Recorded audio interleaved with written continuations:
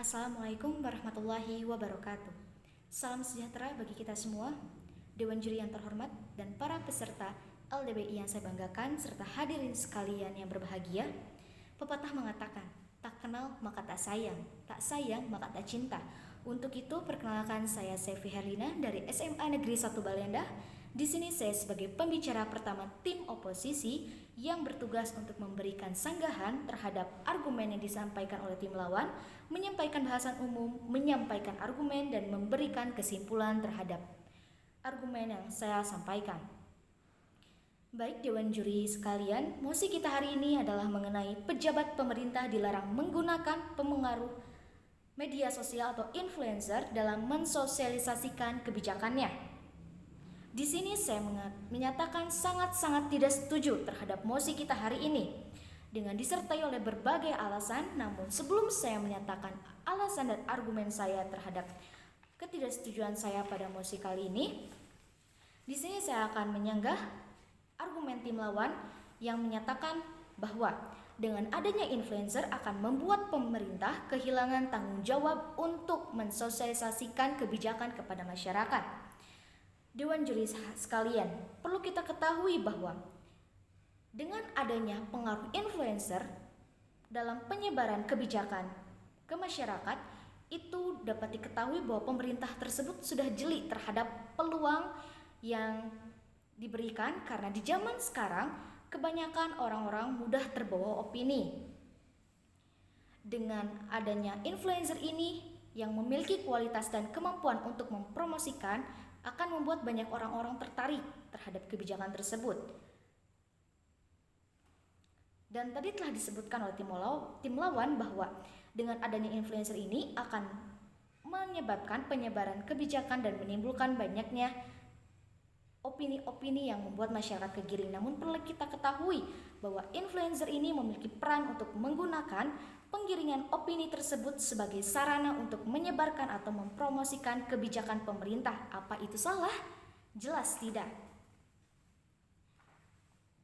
Dewan Juri yang terhormat, perlu kita ketahui bahwa dengan adanya influencer itu akan memudahkan pemerintah untuk memberitahukan kepada masyarakat mengenai kebijakan yang ada, karena influencer ini mampu menembus semua lapisan yang ada di masyarakat. Untuk apa kita mencari jalan yang lama jika ada jalan yang lebih cepat? Selain itu, influencer ini diikuti oleh berbagai macam orang dari lapisan masyarakat, dan ketika banyak orang yang tertarik dengan kebijakan akan mendorong dia untuk mencari tahu mengenai kebijakan tersebut. Oleh karena itu, banyak sekali manfaat-manfaat yang diterima ketika kita mengikut sertakan influencer dalam mempromosikan kebijakan pemerintah, karena memudahkan penyebarannya ke masyarakat dan masyarakat jadi lebih tahu mengenai kebijakan yang ada.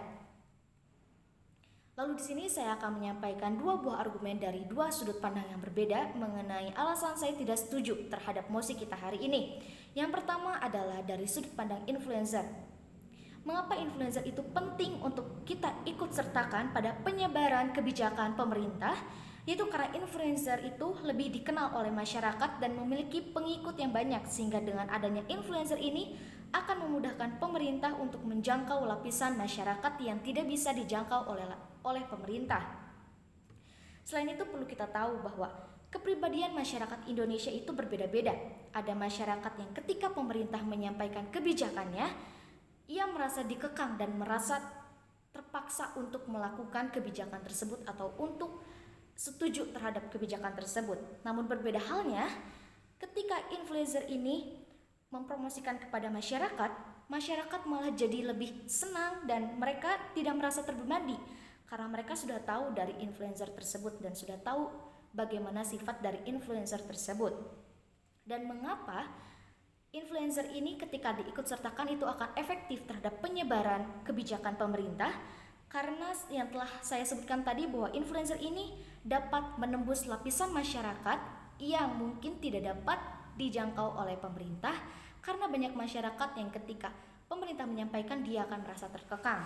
Lalu yang kedua yaitu dari sudut pemerintah.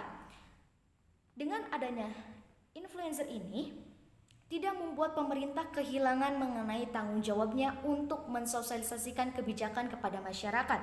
Justru dengan adanya influencer ini menjadi salah satu alternatif bagi pemerintah untuk menyebarkan kebijakan agar kebijakan ini dapat cepat direalisasikan di kehidupan masyarakat. Mengapa hal tersebut dapat saya katakan? Karena pemerintah tidak langsung tiba-tiba memilih influencer untuk mempromosikan kebijakan tersebut, tapi ada beberapa mekanisme yang dilakukan oleh pemerintah untuk menentukan influencer tersebut, yaitu yang pertama, influencer tersebut dipastikan paham mengenai kebijakan yang dikeluarkan oleh pemerintah. Yang kedua, influencer tersebut memiliki pendidikan yang baik. Yang ketiga, yaitu influencer tersebut tidak ada rekam jelek di kehidupannya selama dia hidup. Berdasarkan argumen yang tadi telah saya sampaikan, tentunya Dewan Juri sekalian, hadirin sekalian, dan para peserta yang lainnya dapat melihat dan dapat menyimpulkan bersama-sama bahwa mosi kali ini sangat pantas untuk kita tidak setujui. Dan saya yakin Dewan Juri dan hadirin sekalian serta peserta lainnya memiliki pandangan yang sama terhadap apa yang telah saya sampaikan sebelumnya mengenai pertidaksetujuan saya terhadap mosi kita hari ini. Sekian yang dapat saya sampaikan, mohon maaf apabila ada kesalahan. Terima kasih. Wassalamualaikum warahmatullahi wabarakatuh.